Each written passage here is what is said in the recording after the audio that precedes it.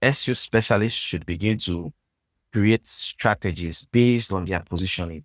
If they do that and have a clear positioning, they would actually ensure that they remain in the minds of people.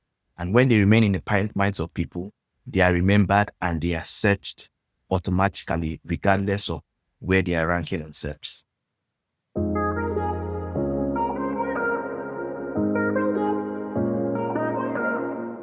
Hi, I'm Otuto Umeji, and this is SEO in 2026. Otuto, what's your number one SEO tip for 2026?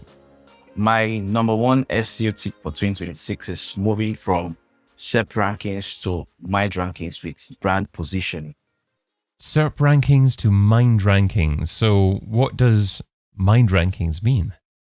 So basically, recently we see that SEO is currently shifting, and the AI search is now summarizing results. And because of this summary, it's no longer enough to just chase rankings. I believe that brands that will win are brands that would strongly position themselves in the minds of people to a point where they search them by name, regardless of where they are on the SERP rankings.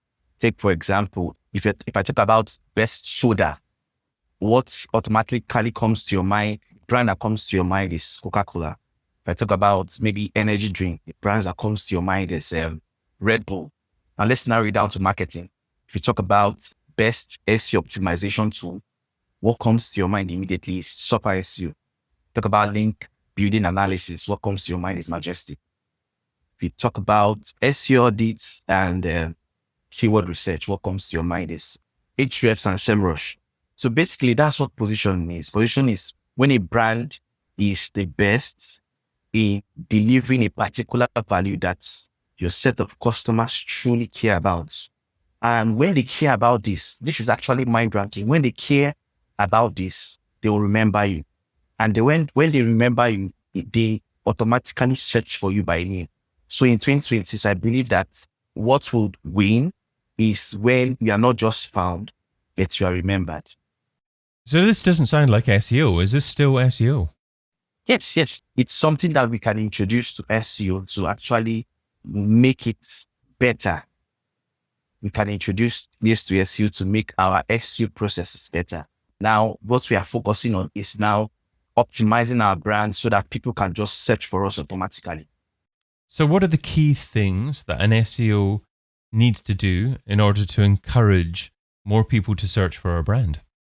So basically in positioning, or how it can also, the process to get a good positioning, I mean, it's not alien to we SEOs. I think there are 5 components that we must undergo to get a good positioning. Number 1 is understanding your competitors. I mean, every SEO specialist must be able to understand their competitors. If your brand is not there, what would your customers look for? Number 2 is to understand your market category. What exactly are you talking about? In a huge market, what are you looking at delivering to your customers? Just like, for example, take for instance, Calendly. Calendly is not a calendar. It's a calendar that helps you schedule meeting. So they pick a category for themselves. Then number 3 is understanding your ICP, your ideal customer profile, understanding who they are, what they want, and their pain points. Number 4 is creating a unique selling point. That's having a feature that will stand out from your competitors, and not just having that feature. Number 5 is how is that feature valuable to your customers? And with this, you can actually get a good position. And an SEO specialist, these are things that we also look out for, because if you understand your competitors, if you know what they want, you actually write content, do keyword research that relates to what your competitors want. And these 5 components I mentioned would help you achieve that. So when you're talking about writing content along the lines of delivering on what you're suggesting there to incorporate these components in it, do you have to think about the components that you highlighted there when you write each piece of content? Well, basically, once you understand, the major thing is understanding your customers, your ICP, your ideal customer profile, who they are, what they want, and their pain points. Now, if you have these three things in mind, you can actually write a good content, because in your content, you're not just chasing high volume, high traffic as we normally do in SEO. Yes, they are important, but you're actually answering their pain points, questions they would normally ask. You'll be answering them in your content. And once you can do that, it would help in keeping your customers with you, and it will also help them retain you in their minds. Even as you do that, if your customers trust you, if they know you and they trust you, you begin to build authority. You get customers that would still return back. You begin to build authority. And in building authority with your customers, not just your customers will trust you, but Google will also trust you to rank you very well.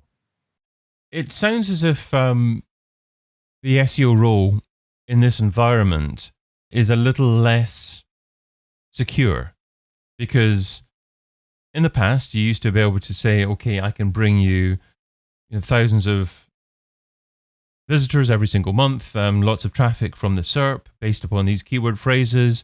I know that based upon the SERP, that roughly 20% of people are going to click through if I get maybe number 1 or number 2 position. And I can see in my analytics that so many people are converting from there. So this is the value of SEO. In this new world, how does an SEO articulate the value of their activities and justify their role as being essential in the organization? So basically, we see that currently, like I said in my intro, AI is making everything change. Now, AI-driven results try to summarize the answers. So basically, currently, if you're ranking in number 3 or number 4 in search, it might not necessarily be relevant anymore, because once AI brings that summary, it cuts traffic. Before, as SEO, our focus is to ensure you enter that top 10, that number 1 to 10, and possibly being in that number 1 to 10, you get clicks.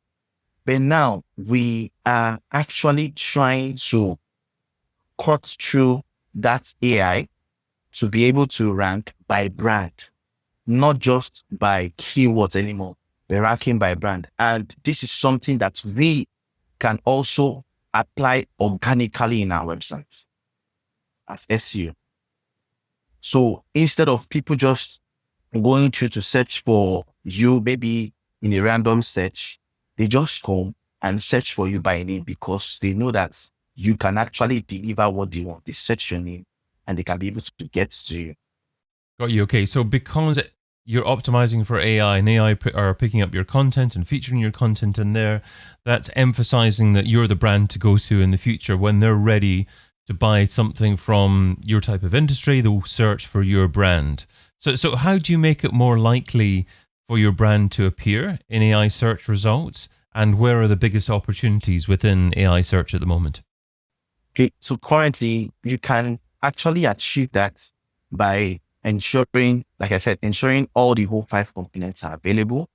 You implement your 5 components. And I believe that AI currently, there are some things that AI cannot replace. Most times what AI would replace mostly is informational keywords. Maybe you're asking how to do this, how to do that. But once people know who you are, once people understand the value you can give them, they will automatically come and search you. They would come directly and search you. And once they search for your brands, it comes out. It can come out in search engine, maybe in search generative engine. They will refer you as a brand that can actually do this particular thing you're searching for. And if they refer you not just in the AI mode or AI overview, you still come out in SERPs, because Google has seen you as an authority and your customers too have seen you as an authority. How do you measure the impact of being an authority, though?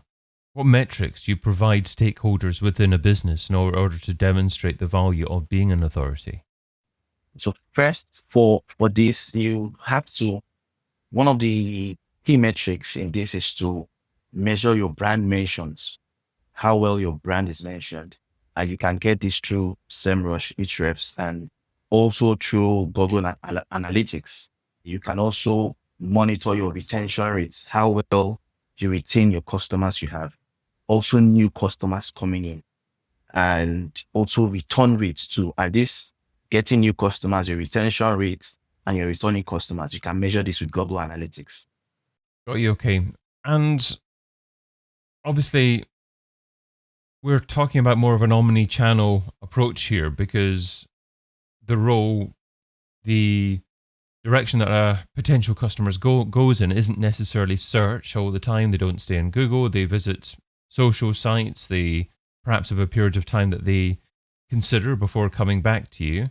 Brand is all over the place. So how should an SEO work more closely with other marketing channels, and how should they choose the other marketing channels that they work with in order to maximize the impact of brand?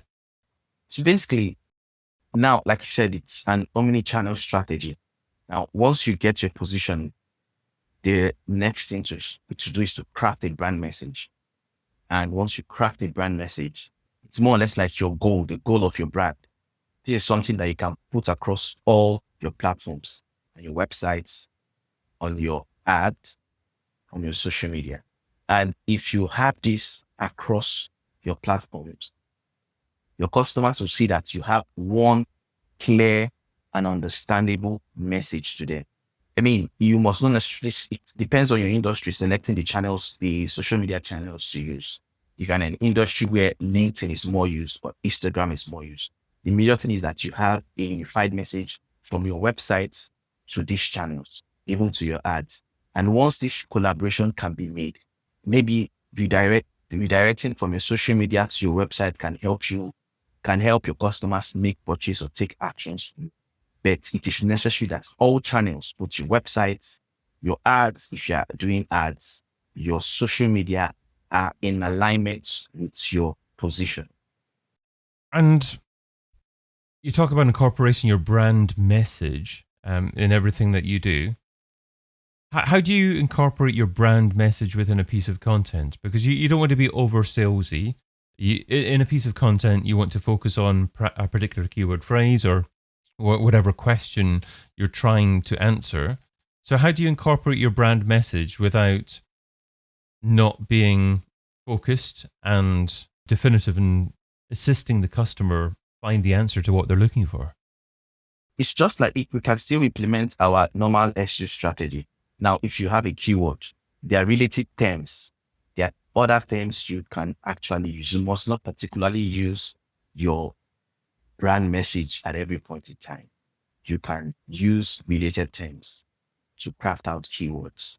But the major focus is that you are actually attending to the needs of the customers, because your brand message gives an overview of what you are doing. Just like in your homepage, we have in your home, once you come into a homepage, you will actually see and understand what the brand or the product or service is actually doing. And from that homepage, topics, contents are being crafted out. But all the content is not just directly based on the message. There are things that are gotten out of the message that also affect the ideal customer. So if an SEO starts in a business and they're having these types of conversations, they've established what the brand message is, what the potential customer needs to remember about the products and services in relation to the brand.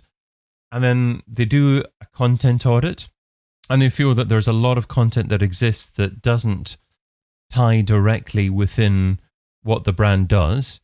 Should that content be deleted and redirected? What do you do with old content that isn't directly relatable to what the brand does now? If it is not relatable, personally, I feel it's not needed. But if it is relatable in a way, it's something that you can keep, because you also have to, as much as possible, just once you find a common point within those old contents and your new messaging, once you find a common point, you can retain it. But once you don't find a common point, I would advise for it to be removed, because you want your customers to clearly see you for what you are and understand you for the offer and the values you give to them. Otuto, what's the key takeaway from the tip you shared today?